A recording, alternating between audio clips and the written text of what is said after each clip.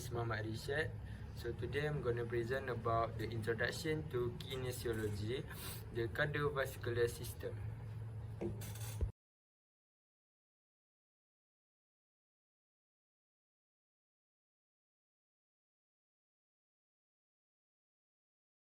So the table of content is number 1, the introduction.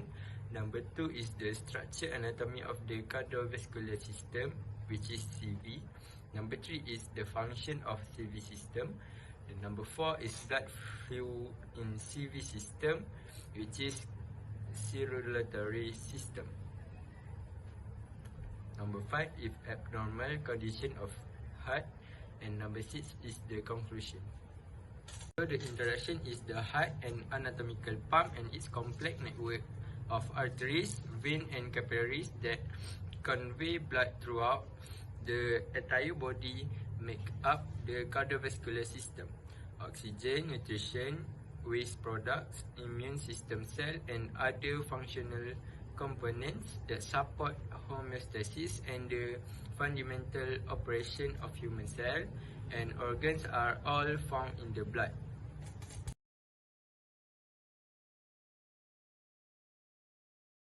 So this is structure anatomy of the cardiovascular system.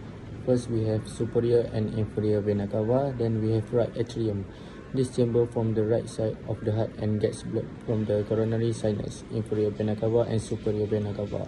Then telescopic valve regulates blood flow from the right ventricle, bottom chamber, to the right atrium, top chamber of the heart. Then right ventricle consists of the majority of the heart anterior surface. It follows to the chordae tendinis, cords that resemble tendon attached to the telescopic valve cups. Then it goes to papillary muscles, bundles of cardiac muscles fibers that are affixed to the walls of the ventricle cavity. Then pulmonary semilunar valve regulates blood with low oxygen content as it travels from the heart to the lungs. This valve can be compared to the door that separates the major pulmonary artery from the right ventricle or lower right chamber. So this is structure cardiovascular system for the second slide. So from the pulmonary semilunar valve close to pulmonary trunk, then the blood channels transport oxygen for blood from the right side of the heart to the left and marked as the left pulmonary arteries. Pulmonary veins transport blood flows and oxygen from the left to the heart left atrium. The left atrium makes up majority of the heart space and is roughly the same thickness as the right atrium. For pulmonary veins carry blood from the left to the right. Then it goes to the telescopic valve, regulates blood flow from the left ventricle to the left atrium. So then from the bicuspid valve it goes to the left ventricle.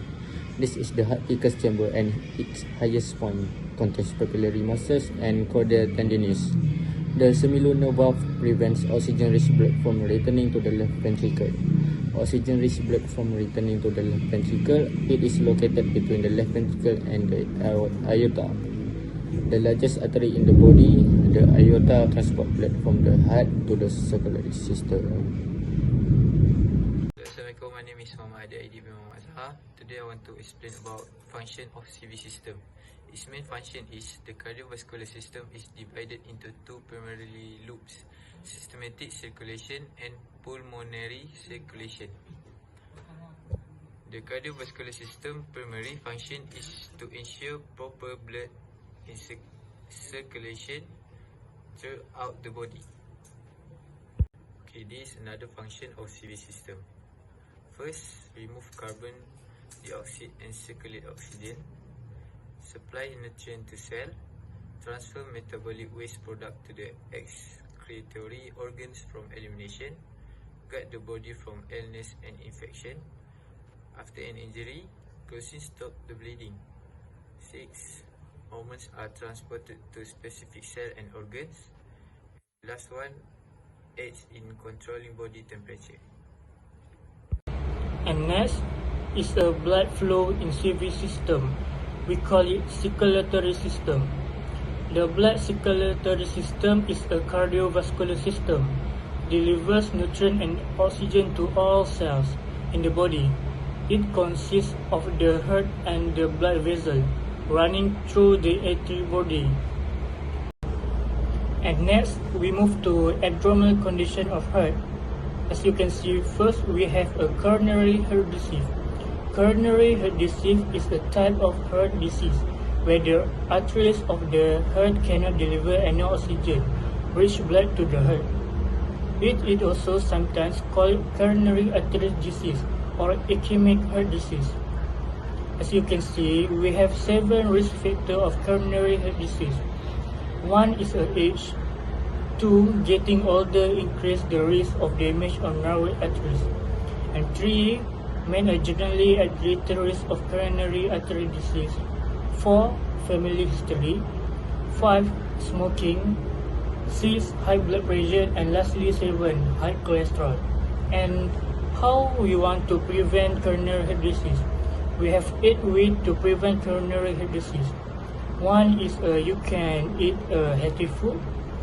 2. You can balance your diet. Be more active physically. 5. Keep to a healthy weight.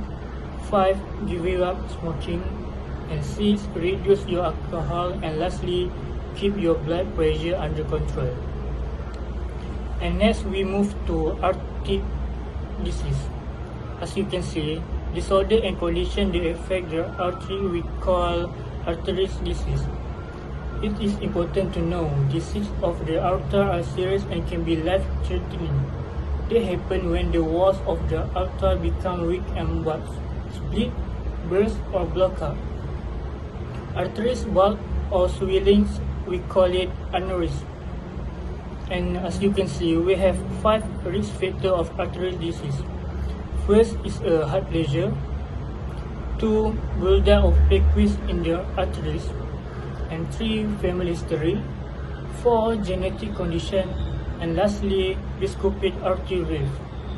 And how we want to prevent artery disease? We have 4 ways to prevent artery disease. 1. Don't smoke or use tobacco product. 2. Eat healthy diet.